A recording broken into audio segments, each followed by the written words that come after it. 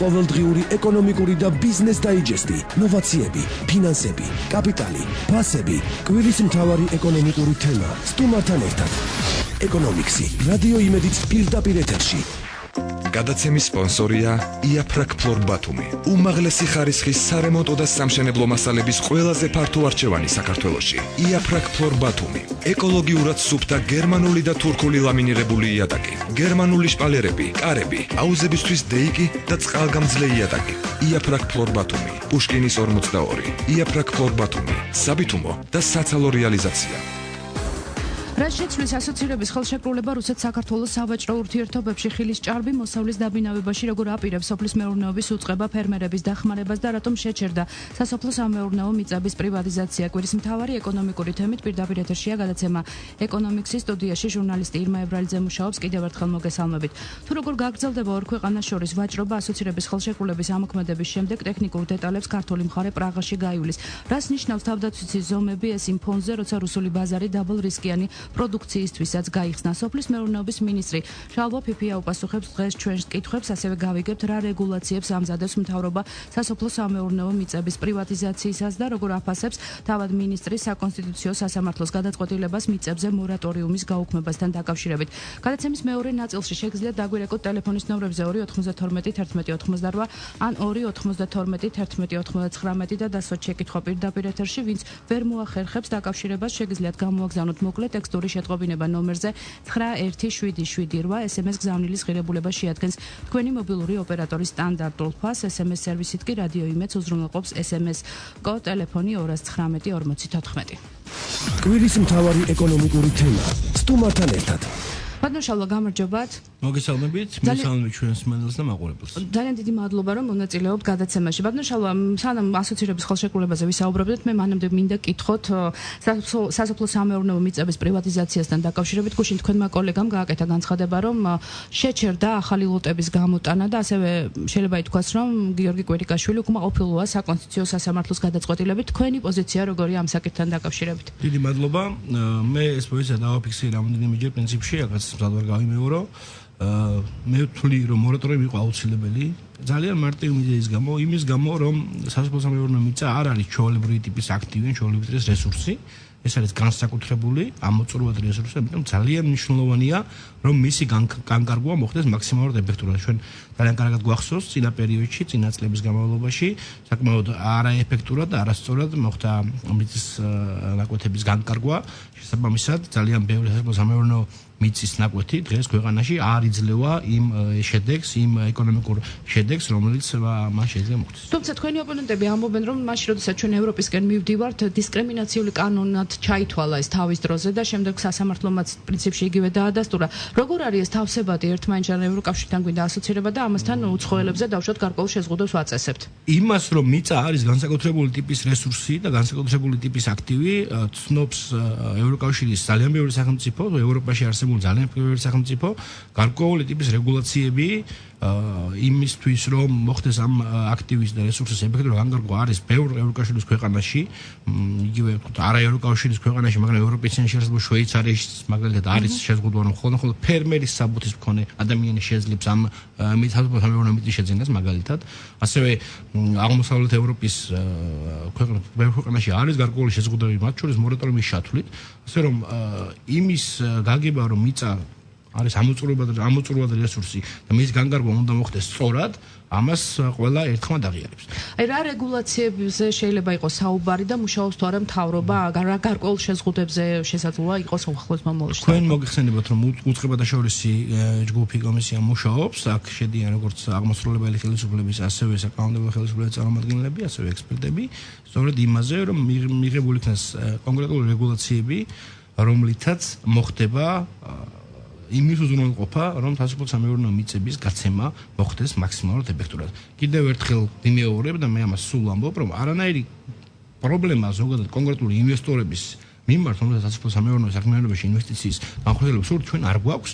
უბრალოდ ჩვენ გვაქვს ძალიან ბევრი შემთხვევა, როდესაც სასოფლო-სამეურნეო მიწა გასხვისდა და არა რეალურად ინვესტორზე, რომელიც შექმნიდა დამატებულ ღირებულებას, არამედ ადამიანებზე, რომლებიც არ გამოიყენეს სასოფლო-სამეურნეო მიწა თავისთავად ეს უნდა შეეწყოს. და სანამ ეს რეგულაციები არ იქნება, მანამდე შეჩერდება ახალი ლოტების გამოტანა თუ ეს როგორ მოხდება ეს პროცესი? თავისთავად სახელმწიფო საკუთრებაში არსებული სასოფლო-სამეურნეო მიწების განკარგვა იქნება ეს დაღიდვა თუ გზელოვანი ნიგერის გაცემა არის ეკონომიკის სამინისტროს პრეროგატივა. თავისთავად ძალიან ლოგიკური ეს არის ბატონმა გერგიმ განაცხადა გუში, რომ ამ რეგულაციების არსებობამდე გარკვეული კონტროლი ამაზე დაცდება. რაც შეეხება ასოცირების ხელშეკრულებას, უკვე ბევრი დაიწერა თუ რა სარგებლოს მიიღებს საქართველოს ამ ასოცირების ხელშეკრულებიდან, მაგრამ პარალელურად რუსეთისგან ვიღებთ გაფრთხილებას სერგეი ლავროვი საუბრობს თავდაცვის ზომებზე და ის იმ ფონზე, როდესაც ჩვენი რუსეთის ბაზარი კიდევ უფრო გაიხსნა ქართველი მომხმარებლების თქვენ რას ელოდებით? შესაძლებელია თუ არა იყოს რაიმე ცვლილება ამ სავაჭრო ურთიერთობებში? ანუ მორიგი ემბარგოს საშიშროების წინაშე დგას თუ არა საქართველოს? მე წავიკითხე ბატონ ლავროვის განცხადება, მე ნამდვილად არ ვთვლი რომ იქ იყო საუბარი რაიმე ემბარგოზე, ეს ნამდვილად ასე არ ყოფილა. თავდაცვის ზომებზე არის საუბარი. თავდაცვის ზომებზე იმ შემთხვევაში თუ გარკვეულ სავაჭრო მმართველებზე მათ დაემუქრებათ რაიმე აი რა შეიძლება დაემუქროთ? ეს თეორიულია, ესე და ესე თქვენ აღნიშნეთ რომ მიმართება შეხვედრა, სადაც ეკონომიკური ექსპერტები წავლენ და ამ საკითხებს გაივლიან. რა შეეხება ემბარგოს, ნამდვილად ამის მოლოდინი არ გვაქვს, პირიქით თქვენ მოგეხსენებათ რომ პირველი ქართული პროდუქცია სასოფლო-სამეურნეო შარშან 15 ივნისს გაიხსნა, ეს იყო ღვინო, ალკოჰოლური სასმელები და მინერალური წყლები. იმის შემდეგ ეტაპობრივად მთელ რიგ პროდუქციაზე გაიხსნა რუსული ბაზარი, მათ შორის ბოლოს 26 მაისს გაიხსნა მთელ რიგ ხილზე, რაც შორის კურკოვან ხილზე, ბოსტნეულზე და ასევე ახალ კარტოფილზე და შესაბამისად ჩვენ გვაქვს მოლოდინი, რომ ნეგატიური მოლოდინი იმაზე რომ ემბარგო იქნება ნამდვილად არსებობს. თუმცა პოლიტიკური რისკი რომ ახლავს ამ ბაზარს ეს თავისთავად გასაგებია ყველასთვის. ანუ რაიმე ისეთ სერიოზულ ცვლილებებს არ ელოდებით. ყოველ შემთხვევაში ამ დღეს გამარევებით იქნებ მსოფლიო სავაჭრო ორგანიზაციის რეგულაციებიდან გამომდინარე, როგორ თავსებადობა, როგორ მოხდება ამ ასოცირების ხელშეკრულება, ანუ ხშირად ისმის ეს კითხვა, უშლის თუ არა ხელს დავუშვათ ასოცირების ხელშეკრულება ესეთის ქვეყნებთან ჩვენს ურთიერთობას. ჩემი ინფორმაციით და ჩვენი ექსპერტების აზრით, ეს არანაირ ხელშეშლა ამას DCFTA-ის და ასოცირების ხელშეკრულების ხელმოწერა არანაირ ხელშეშლას WTO-ს ფარგლებში აჭრებაში არ გამოიწვევს. შესაბამისად, ნამდვილად არ მაქვს მოლოდინი იმისა, რომ ეს გამოიწვევს რამე სერიოზულ პრობლემას. რაც შეეხება ასოცირების ხელშეკრულებას, თავიდან იყო საუბარი იმაზე, რომ შეღავათები, ანუ იხსნება, გასაგებია ჩვენთვის ბაზარი, მაგრამ გარკვეული შეზღუდვები მაინც არსებობს. იგივე საუბარია დაშვათ ნიუ-იორკთან დაკავშირებით, რაღაც 220 ტონა ეს მოყვა აჟიოტაჟი მედიაში შეიძლება ითქვას და ასევე არის ფასებთან მიმართებაში, რაღაც გარკვეული კვოტები მაინც მოქმედებს. იქნებ გამომართვა კვოტები არა, კვოტა არის მხოლოდ ნიუ-იორკზე 220 ტონა წელიწადში, ეს ბაზარებული მაუგნიორი. ორი რამე, ერთი ჯერ ჩვენ ვართ რეალურად იმპორტიორი ნიურის, ანუ ჩვენ ვერ ვაწარმოებთ იმ რაოდენობას ნიურს, რასაც ჩვენ მოვიხმართ, ეს ერთი. მეორე, ევროკავშირი საკმაოდ დიდი რაოდენობით აწარმოებს ნიურს, შესაბამისად, ეს არის გარკვეული ფორმა ბაზრის დაცვის. და რაც შეეხება იმ პირობებს, რომელიც ჩვენ გვაქვს DCFTA-ში, მე თამამად შემიძლია განვაცხადო, რომ ეს არის ერთ-ერთი საუკეთესო, თუ ყველაზე კარგი არა პირობები, რომელიც ასეთი ტიპის DCFTA-ის ხელშეკრულებით რომელიმე ქვეყანას ქონია. შესაბამისად, მაინდა-მაინც ნიუ-იორკის კვოტის გამო, წარმოვადგენთ ამას დიდ ტრაგედიას. ჩვენ გვაქვს ძალიან კარგი პირობები მთელ სხვა პროდუქციაზე. აი რას გავიტანთ, აი მაგალითად, აი რისთვის არის მზად, აი რისთვის არის ქართული ბიზნესი მზად რომ გავიდეს ევროკავშირის უახლოეს მომავალში. მოგახსენეთ. რა თქმა უნდა, ეს არის პროცესი, რომელიც არის ეტაპობრივი პროცესი და ჩვენ არ უნდა გვქონდეს მოლოდინი ყველა ჩვენ პროდუქციას დღესვე გავიდანთ. აქ არ არის საუბარი ამას. აქ საუბარი იმაზე, რომ აქ არის პოტენციალი და შესაძლებლობა ქართული მწარმოებელისთვის საკუთარი პროდუქცია გაყიდონ მაღალმარჟიან, ძალიან მომგებიან სარფიან ევროპულ ბაზარზე. დღეს ჩვენ გვაქვს მთელი რიგი პროდუქცია, რომელიც ჩვენ უკვე გვაქვს ევროპულ ბაზარზე. ღვინო? ეს არის ღვინო, ეს არის ალკოჰოლური სასმელები, ეს არის მინერალური წყლები, ეს არის თხილი, რომელიც აბსოლუტური უდიდესი ნაწილით ევროპის ბაზარზე ხდება. ეს არის დაბალი რისკის მატარებელი ფიტოსანიტარულ კონტროლს დაქვემდებარებული პროდუქცია, მაგალითად გამხმარი გაყინული ხილი, ჩირი. და ეს პროდუქცია კვლავაც გავა, ის აქამდეც გადიოდა ევროკავშირის ბაზარზე, უბრალოდ დღეს გავა დამატებითი სატარიფო ბარიერის გარეშე. რა იქნება შემდეგი ეტაპი? შემდეგი ეტაპი იქნება თავისთავად შედარებით რომ მაღალი რისკის მატარებელი პროდუქცია, მათ შორის ვეტერინარულ კონტროლს დაქვემდებარებული პროდუქცია, ის რა არის დღეს ჩვენ ვართ ხორცის, რძის და რძის პროდუქტების იმპორტიორი, ანუ ჩვენ მოვიხმართ უფრო მეც ვიდრე ჩვენ აწარმოებთ. შესაბამისად, ამის მოლოდინო ერთ წელიწადში და ნახევარ წელიწადში ხორცი და რძის პროდუქტები გავა არ უნდა გქონდეს, თუმცა ჩვენ რამოდენიმე ნაბიჯი უკვე გადავდგით იმისათვის, რომ უახლოეს პერიოდში იყოს შესაძლებელი ამ პროდუქციის გატანა სურვილის და შესაძლებლობის არსებობის შემთხვევაში, რაში გამოიხატება ეს.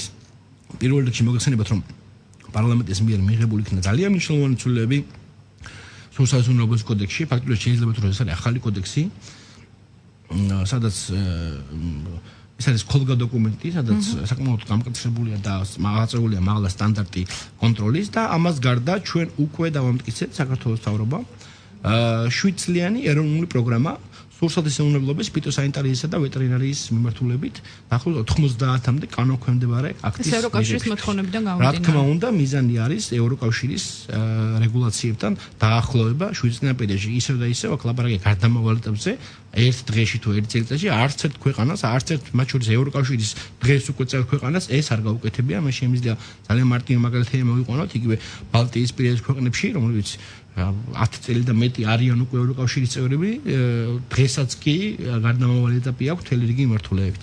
მთავარი კითხვა ისმის, რომ არის თუ არა ქართული ბიზნესი მზად ამ ევროკავშირის ბაზარზე შესასვლელად, ანუ ეს არის აქტუალური მას შემდეგ, რაც დაიწყო ამ ასოცირების ხელშეკრულებაზე საუბარი. დღეს უკვე ფაქტის წინაშე ვდგავართ, ხელშეკრულება ხელმოწერილია და ბიზნესი არის თუ არა მზად.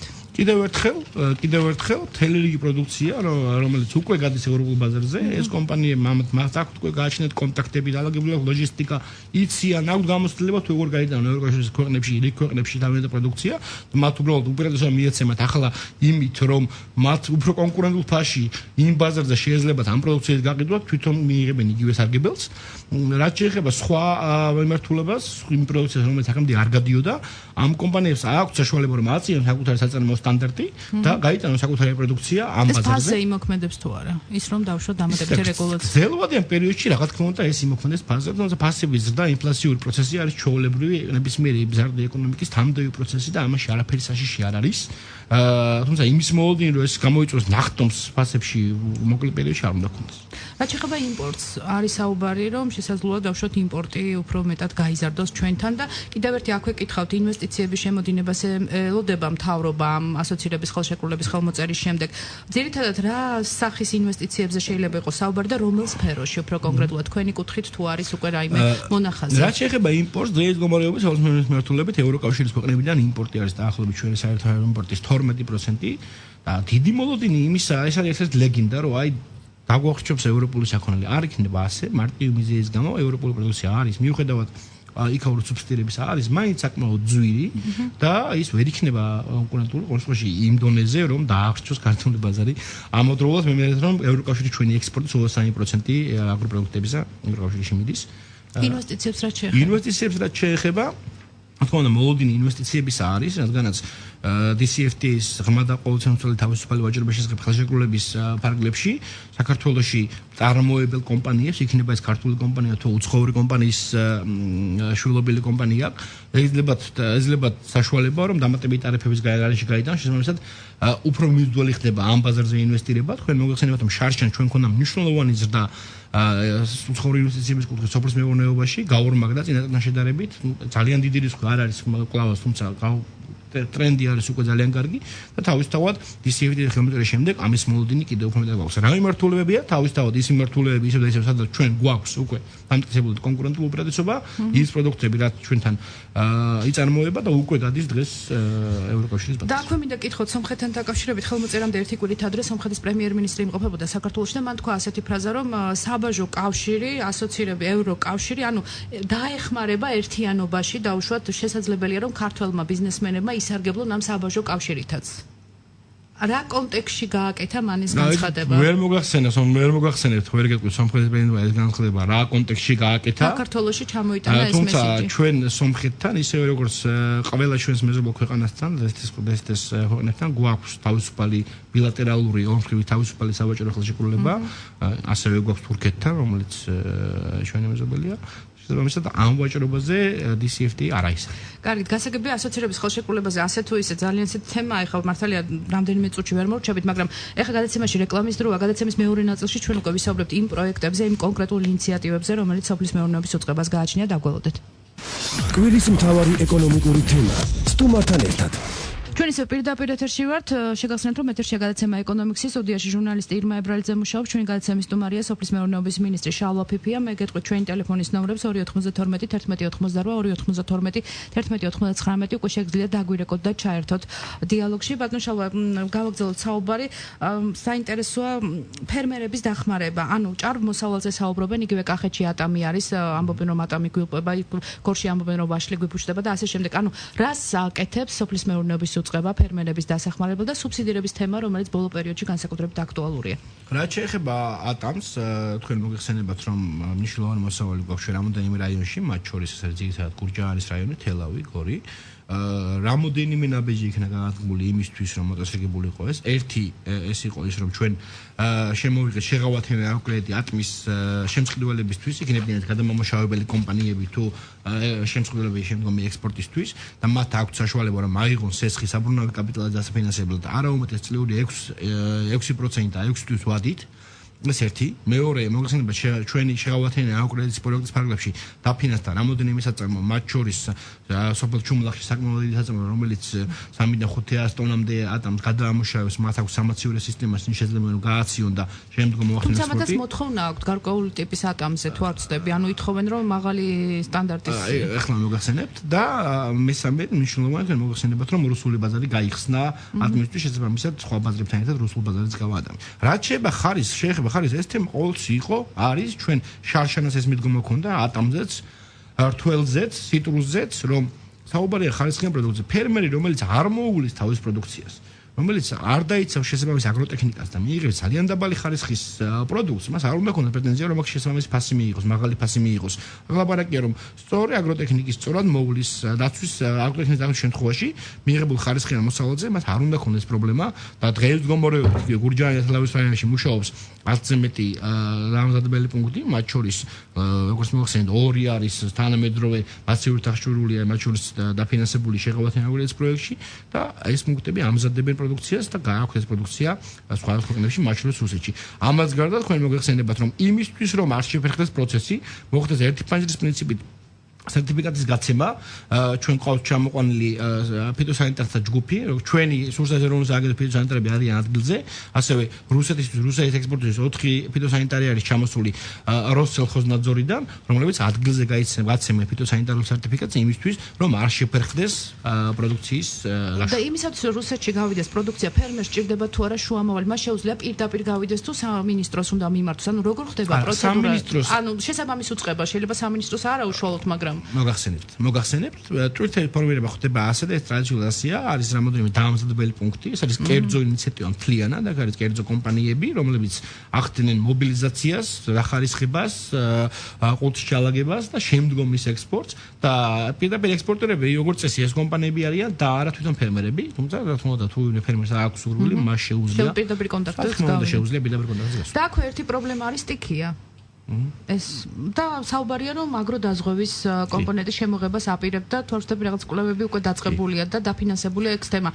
ანუ შესაძლებელია, ამიტომ არც ერთი სადაზღვევო კომპანია არ მოდის ამაზე, იმიტომ რომ მას არ უღირს რისკი არის ძალიან მაღალი. მოგახსენებთ, პრინციპში ეს თვალასი არ არის, ორი სადაზღვევო კომპანია აზღვევს აგრორისკებს, თუმცა ფაქტია ისიც რომ მიუხედავად პორტფელი არის საკმაოდ მცირე, რადგანაც სამწუხაროდ არ არსებობს ჩვენ ქვეყანაში ამის დიდი ხნიანი გამოცდილება, აგროდაზღვევა საკმაოდ რთული თემაა ყველა ქვეყანაში, არა მარტო ჩვენთან, ყველა ქვეყანაში სახელმწიფო გარკვეული დონით ერევა ამაში. მე შემიძლია მოგახსენოთ, რომ დღესდღეობით ჩვენ KfW-სთან მოვაწერეთ ხელშეკრულებას, სადაც მათ მიერ გამოყოფილა გრანტი და ისინი აფინანსებენ კვლევას იმისთვის, თუ რა ტიპის სადაზღვევო სისტემა უნდა შევთავაზოთ ქართულ სოფლის მეურნეობაში ჩართულ მეწარმეებს, პირველად წარმოებლებს, ძირითადად სწორედ სტიქიური რისკების დაზღვევაზეა საუბარი. უახლოეს პერიოდში, დაახლოებით სექტემბერში ამ კვლევის შედეგები იქნება და შემდგომ ჩვენ უკვე შევძლებთ, რომ სადაზღვევო პაკეტი შევთავაზოთ ქართულ ფერმერებს.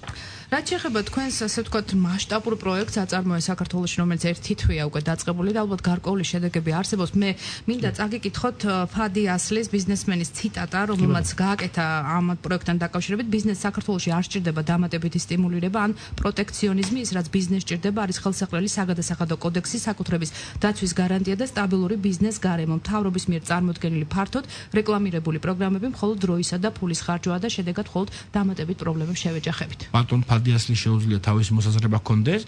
ფაქტია, რომ იგივე შეღავათიანი აგროების პროექტი, რომელიც წელიწადზე მეტია ხორციელდება, არის ძალიან წარმატებული და ახლობლად 400 მილიონი 394 მილიონი ლარი არის გაცემული სოფლის მეურნეობაში 18000 შესაძლებელზე მეტზე და მე შემიძლია გითხრათ რომ ამ პროექტის დაწყებამდე საერთო პორტფელი სოფლის მეურნეობაში იყო დაახლოებით 60000 ლარი 60 მილიონი ლარი და ერთ წელიწადში ცოტა მეტში გაიცა 394 მილიონი ლარი. შესაბამისად გარკვეული სტიმულირება ასეთი ტიპის სტიმულირება ხელს უწყობს კონკრეტული ინვესტიციების განხორციელებას. რაც შეეხება პროექტის აწარმოებას საქართველოში, თქვენ მართალ ბრძანდებით ერთი თუ ერას პროექტი დაიწყო. ეს პროექტი არის ორიენტირებული ახალ საწარმოებზე. სტარტაპებზე? ნუ ვიტყვი სტარტაპს, ახალ საწარმოებზე. ახლა ლაპარაკი არსებულ კომპანიას, თქვა რომელსაც აქვს რაღაც გარკვეული საქმიანობა ერთ რაიონში, შეუძლია გააკეთოს სხვა რაიონში ან სხვა ადგილას, ან იმავე რაიონში სხვა ადგილას. ახალი საწარმოო ერთეული და ეს ჩაითვლება ახალ საწარმოოდ. მე უბრალოდ მაგალითი მინდა გავიხსენო, ხშირად ოპოზიციის მხრიდან იყო რომ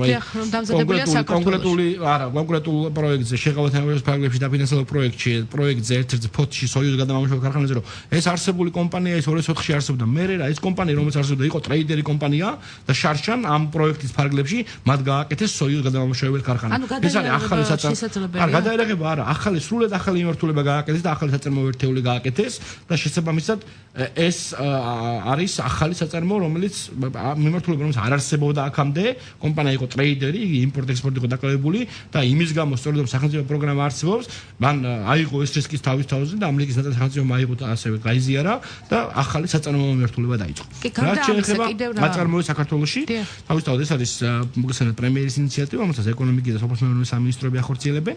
აქ არის მსგავსება დამზადებულია საქართველოში, რომელიც ყოფილ ხელისუფლებას ჰქონდა და რომელიც არ გაამართლა. ხედავ ეს მსგავსებას მარტო იმ იდეის გამო ეს არის კომპლექსური პროექტი, აქ არის ფინანსური, ინფრასტრუქტურული და ტექნიკური დახმარების კომპონენტები, ანუ ფინანსური ეს არის მთლიანად კომერციული ბანკების მიერ დაფინანსებული უბრალოდ ჩვენ მონაწილეობას ვიღებთ კაპიტალურ რისკის ნაწილს ვიზიარებთ და ასევე ვიხდით საპროცენტო განაკვეთის მნიშვნელოვან ნაწილს პირველი 2 წლის ანუ სტარტაპ პროექტის პირველი 2 წლის განმავლობაში.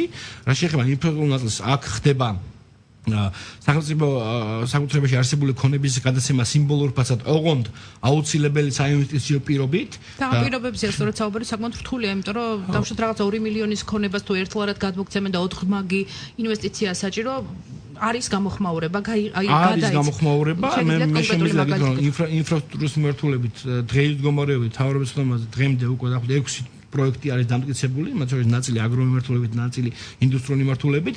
თუმცა კიდევ ერთხელ არ არის აუცილებელი რომ მაინდა-მაინც ფინანსური პროდუქტი ამ პროექტის ფარგლებში და ინფრასტრუქტურული პროდუქტი ერთმანეთზე მიბმული იყოს, შესაძლებელია ადამიანს კონდიციონერი თვალსაჩინო იყოს. საკმაოდ მოქნილი პროექტია, მოთხოვნა არის ძალიან დიდი, ინტერესი არის ძალიან დიდი.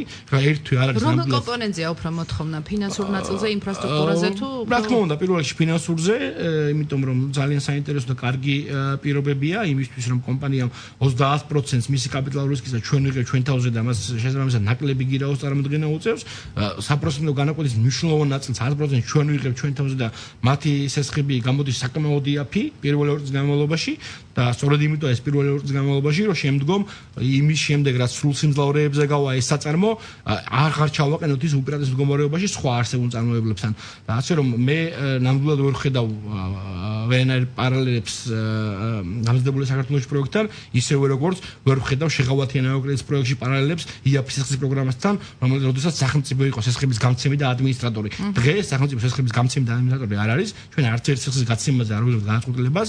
განაცხადებას იღებენ კომერციული ბანკები რისკების შეფასების შედეგად და კაპიტალურ რისკის უდიდესი ნაწილი ასე რჩება მათთან, რაც მათ აძლევს საშუალებას იმისა, რომ სწორად შეაფასონ ეს რისკები და არა იყონ იმაზე მეტი რისკი, ვიდრე ეს დასაშვებია ბაზრის პირობებში. თუმცა კომერციულ ბანკებს მაინც აქვთ თუ არა ის ბარიერები, რაც აქვთ კონკრეტულ შემთხვევაში იგივე რომელიმე ბიზნეს პროექტის დაფინანსებაში. ანუ იმ შემთხვევაში, როდესაც სახელმწიფო არის გარანტორი, ის უმსუბუქებს თუ არა იგივე დავუშვათ ძალიან მნიშვნელოვანი შეკითხვაა და სახელმწიფო არ არის 100% გარანტორი. მე ხაზი გავუსვი იმას, რომ კაპიტალურ რისკის უდიდესი ნაწილი რჩება მაინც თვითონ ბენეფიციარებთან და შემდგომ ბანკებთან.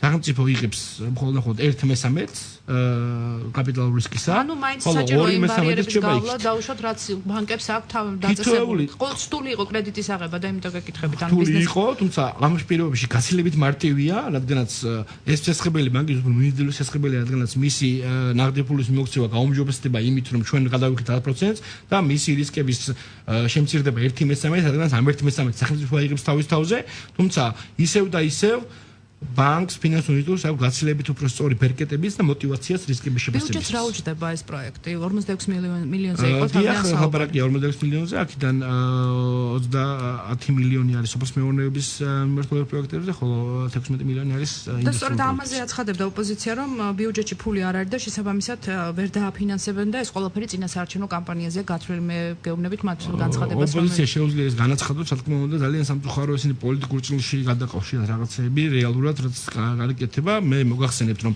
ეს ფული ნამდვილად არსებობს, ეკონომიკის სამინისტროს აქვს თავის წილი, ჩვენ გვაქვს შეღავათი ინაუგურების პროექტის ფარგლებში, თქვენ მოგახსენებთ, რომ სოფლის მეურნეობის კომპონენტი, ფინანსური კომპონენტი, სწორედ შეღავათი ინაუგურების პროექტის დამატებით კომპონენტის სახით კეთდება და ჩვენ ნამდვილად გვაქვს ეს თანხა იმისთვის, რომ ეს პროექტი განახორციელოს. ანუ პირველი შედეგები როდის დაიდება, როდის ექნება საზოგადოებას? ადრეა, ჯერ კიდევ მხოლოდ ერთი თვეა დაწყებული პროექტის ანონსიდან და ახლა ერთი თვეა დაწყებული გასული, შესაბამისად რაღაც დრო იმისთვის, რომ მომხმარებლობა განხილვა. მოლოდინმა გაამართლა ამის ინტერესი არის ძალიან მაღალი, ხელხაზი არის ძალიან ბევრი ზარი, როგორც მოახსენეთ არის დაახლოებით 6 პროექტი, რომელიც უკვე ინფრასტრუქტურულ ნაწილში დამტკიცდა და ბანკებთან მოახსენებთ, რომ ფაქტობრივად სრული საბანკო სპექტრი არის ჩართული პროექტში და ძალიან დიდი ინტერესი არის და გამოხმაურება ბანკებში. იგივე თუ შეიძლება დავუშვათ ამ პროექტში მონაწილეობა მიიღონ იგივე კოოპერატივებმა, იმიტომ რომ ესეც ახალი პროექტია, რომელსაც სოფლის მეურნეობის სამინისტრო ახორციელებს და არის გარკვეული რაღაც უნდა. ანუ მათ შეუძლიათ გაერთიანდნენ და მიიღონ ამ პროექტში. რაღაც უნდა სასოფლო სამეურნეო კოოპერაცია არის სწორედ ამის იდეა, რატომ მოგესალმებით, რომ კანონმდებლობა დამტკიცდა შარშან, ხოლო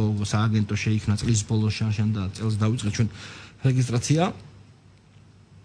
მიზანი სასოფლო სამეურნეო კოოპერაციის არის ის, რომ ჩვენ რეალურად გვიდგას პრობლემა იმისა, რომ დარგი არის ფრაგმენტირებული, ჩვენ ყავს ძალიან მცირე ფერმერები, საშუალო ქართულ გლეხს და ფერმერს აქვს 1 ჰექტარზე ნაკლები მიწის ნაკვეთი, ის ფაქტობრივად თვითონ მოიხმარს უდიდეს ნაწილს იმისა, რაც აწარმოებს, დამატებული ღირებულება ფაქტობრივად არ იქნება, ან იქნება მცირე რაოდენობით, ნახევრად კომერციული ფერმერების და გლეხების შემთხვევაში. შესაბამისად, კონსოლიდაცია და არ არის მხოლოდ მიწის კონსოლიდაციაზე, საუბარი აქვს, საუბარია ფინანსური რესურსების კონსოლიდაციაზე, ადამიანური რესურსების კონსოლიდაციაზე და მიწის რესურსის კონსოლიდაციაზე. აძლევს მათ საშუალებას, რომ ისინი გახდნენ უფრო ინდივიდუალური საბანკო სექტორისთვის, უფრო მარტივად მიიღონ საკრედიტო დაფინანსება და ასევე მიიღონ სააგენტოდან სასოფლო სამეურნეო კოოპერაციის განვითარების აგენტოდან კონკრეტული ხელშეწყობა, იქნება ეს სწავლების კომპონენტი თუ ფინანსური. თუმცა აქაც იყო გარკვეული პრობლემები წესდებასთან დაკავშირებით და შეიცვალა თუ არა, იმიტომ რომ დარეგისტრირება რთულად მიმდინარეობდა, ასე ამბობდნენ ყოველ შემთხვევაში. დარეგისტრირება არა, სტატუსის მინიჭება მიმდინარეობდა რთულად, თუმცა ამაზე ჩვენ სააგენტომ საკმაოდ კარგად იმუშავა რეესტრთან და ჩვენ უკვე ისეთი ფორმატი გვაქვს მიღებული, რომ ეს გამარტივებულია, ერთი პანჯრის პრინციპი არის აქაც და დღეს მდგომარეობით მე შემიძლია რომ 100-ზე მეტი კოოპერატივი უკვე დარეგისტრირებული. და კიდევ ერთი თემა, ეს გახლავთ რთველი, ძალიან მალე რა ორ თვეში ველოდებით და გაკეთდა განცხადება, რომ შავ ყურძენზე სუბსიდირებას წელს აღარ მოხდება და ასევე შემცირდება თეთრ ყურძენთან დაკავშირებით. რატომ? კი ბატონო, რთველზე ჩვენ უკვე დავიწყეთ მომზადება, მე დაახლოებით 10 დღის წინ ერთი კვირის მქონდა შეხვედრა ჩემს მოადგილესთან ერთად და ღვინის ადავაზის ეროვნულ სააგენტოს ხელმძღვანელთან ერთად შეხვედრა მეღვინეებთან. რა თქმა უნდა, ამას განსაზღვრავს მოთხოვნა და მოწოდება, ჩვენ ვიცით წილასწარი მონაცემებით, რომ მოსავალზე თითქმის ორჯერ და მეტჯერ დიდია მოთხოვნა წითელ ყურძენზე, შესაბამისად ნამდვილად ვერ ვხედავ საჭიროებას წითელ ყურძენის სუბსიდირებისა, ფასი ისედაც საკმაოდ მაღალი იქნება, რადგან მოთხოვნა ბევრად აჭარბებს მოწოდებას. იქნება რა თქმა უნდა სუბსიდირება თეთრ ყურძენში, ჩვენ იცით რომ საკმაოდ მოქნილი მიდგომით ჩავატარეთ თველი შარშან, სახელმწიფო არ იყო ძირითადი მოთამაშე რთველში, რომ რაც ხდებოდა სამწუხაროდ წინახელთვლის პირობებში და იცით რომ სახელმწიფო იყო ფასის დამდგენი რეალურად და სახელმწიფო კომპანიებიც შედიოდა ძირითადი შემწყდებელი იყო ყურძნისა, რაც არ იყო შარშან და არ იქნება არც წელს, ასევე მნიშვნელოვანი იქნება ის რომ ჩვენ დავიწყებთ ჭაჭის კონტროლს, ანუ ლაპარაკია იმაზე რომ ქარხნები რომელიც გადაამუშავებენ ყურძენს, მათ აღარ ექნება საშუალება ჭაჭა გაყიდონ გააჩუქონ იმისთვის აქ ლაპარაკია იმაზე რომ შიდა ბაზარზე მეორადი ღვინო რო არ გაიყიდოს თუ რატომ უნდა ჩვენ გვაქვს ამბიცია რომ ჩვენ ვართ მნიშვნელოვანი წარმოებელი ღვინის ვაწარმოებთ ხარისხიან ღვინოს გაქვს ესპა ექსპორტზე და მე დარწმუნებული ვარ, რომ ეს არის სწორი, რომ შიდა ბაზარს უნდა ვაკონტროლოთ ჩვენ ღვინის ხარისხი. შესაბამისად ამ ჭაჭის ესეთი სახის გაყიდვა აღარ მოხდება, ეს არ ეხება შინა მეურნეობებს, რა თქმა უნდა, ოჯახში ადამიანებს. აკლებარია ქარხნებზე და ეს პრინციპში ეს გაჟღერებული თემათან შეხვედრაზე და ძალიან პოზიტიური გამოხმაურებაც მოყვა მათგან, რადგან ისინი აცნობიერებენ, რომ მნიშვნელოვანია, რომ შიდა ბაზარზე ხარისხიანი ღვინო გაიყიდოს და არა მხოლოდ საექსპორტო ღვინო იყოს მაღალი ხარისხის. და კიდევ ზოგადად სუბსიდირების თემას თქვენ აცხადებენ, რომ ანუ მიუღებელიაო საბაზრო ეკონომიკისთვის, იმიტომ რომ ეს აზარმაცებს შეიძლება ითქვას ეკონომიკას და ანუ მთლიანი შიდა პროდუქტის შექმნას ხელს არ უწყობს. თქვენ როგორ უყურებთ ამ სუბსიდირებას? დასრულდება თუ რა ამ ქვეყანაში, ოდესმე აი ეს თემა სუბსიდი არ იყოს დაუშვათ სუბსიდირებული ესეთი სფერო. მე ვიზიარებ ამ შეხედულებას სუბსიდირებაზე, თუმცა ეს არ ვრცელდება ჩემის აზრით სოფლის მეურნეობაზე ძალიან მარტივი მიზეზის გამო. ყველა ქვეყანაში, ყველა დასავლურ განვითარებულ ქვეყანაში სოფლის მეურნეობა არის დარგი, რომელიც გარკვეულწილად კონკრეტული მიმართულებებით სუბსიდირდება. ძალიან მცირე გამონაკლისები, ერთი გამონაკლისი, რომელიც მე მახსენდება შეიძლება შედარებით ნაკლებად სუბსიდირდება, ეს არის ახალი ზელანდია, რომელმაც 80-იანი წლების დასაწყისში შეცვალა მიდგომა, თუმცა და ყველა დანარჩენ მსოფლიოში სუბსიდირდება. მე შემიძლია გითხრა, რომ ევროკავშირის ბიუჯეტის თითქმის ნახევარი სასოფლო სამეურნეო სუბსიდირებაზე იხარჯება. მე შემიძლია გითხრა, რომ ამერიკის შეერთებული შტატები, რომელსაც მნიშვნელოვნად ასუბსიდირებს ამ დარგს. შესაბამისად, მე არ ვიზიარებ იმას, რომ საერთოდ არ შეიძლება დავსუბსიდიროთ. მე პირიქით სოფლის მეურნეობის ხელშეწყობისთვის სუბსიდირება მთავარი აქ იყოს საუბარი სუბსიდირების სწორ ფორმებზე, სწორ მეთოდებზე, იმაზე რომ ეს იყოს თუ არა ის ხნათესვასთან დაკავშირებით ამ ვაუჩერების დარიგება, იმიტომ რომ მაგაზე იფიქრა რომ ეფექტი იყო, არ იყო ისეთი ეფექტი, რასაც მოელოდა. თუ ჩვენ ნახავთ შარშანდილ სტატისტიკას და თანაც ეს სტატისტიკა საბოლოო არ არის და ეს ოქტომბერში დაზუსტდება, თქვენ ნახავთ რომ ჩვენ 12%-იანს დაგქონდა დარგში. მნიშვნელოვანეს დაგქონდა სასოფლო სამეურნეო პროდუქციის ექსპორტში და ასევე ყველა ძირითადი ინდიკატორი იყო პოზიტიური და შესაძლოა რომ ვერ ვიტყვი რომ ასეა. ეს არის სასურსათო უსაფრთხოების თემა. აი თქვენ მოგეხსენებათ რომ ეს იყო მხოლოდ ყველაზე მცირე ფერმერების და გლეხებისთვის პროექტი 1.25 ჰექტრის მქონე სავარგულის ან ნაკლების ფერმერთათვის, იმისთვის რომ ჩვენ მათ შევხიდებოდით საკუთარი დანახარჯების ნაწილში მხოლოდ ნაწილში კიდევ ერთხელ ხაზგასმის მინდა თქვა რომ ეს არ იყო ლაბორატორიული მთლიანად სახელმწიფომ დაუფინანსა მათ დანახარჯები, რათა მათ ეწარმოებინათ უფრო უკეთესი მოსავალი და მათი ფინანსური მდგომარეობა გაუმჯობესებული იყო. კიდევ ერთხელ ეს არის დროებითი პროექტი, მოგხსენებთ ეს არის სამწლიანი პროექტი, ჩვენ გავახსენებთ ამასაც შარშან იყო წელს და მოვალ წელს და ამით დასრულდება ამ პროექტის დაფინანსება. შესაბამისად მე ვთვლი რომ ეს იყო სწორი პროექტი, ელემენტარულად თუნდაც მხოლოდ იმიტომ რომ ადამიანებმა სოფლის მეურნეობაში ჩართულმა ადამიანებმა დაინახეს ის რომ სახელმწიფო მობრუნდა მათგან და ისინი აღარ იყვნენ მეორე ხარისხოვანი მოქალაქეები, როგორც ეს იყო საკმაოდ დიდი ხნის განმავლობაში მანამდე. და კიდევ ერთი ბოლო პერიოდში გავრცელდა ინფორმაცია, რომ თქვენთან კიდევ ერთი სიპი იქნება, მე გულისხმობ მეცნიერულ აი რას გულისხმობს ეს? უკვე შეიქმნა სამეცნიერო კვლევითი ცენტრი, ეს შეიქმნა თქვენ მოგახსენებთ რომ ჩვენ ბატონო ბიზნა ივანიშვილის ქართულიდან გადმოგვეცა მთელი რიგი აქტივები, მათ შორის ჯიღაურას მეურნეობა, ამის ბაზაზე შეიქმნა ეს სიპი. სასოფლო სამეურნეო მიმართულებით სამეცნიერო კვლევები არ განხორციელებულა წლების განმავლობაში.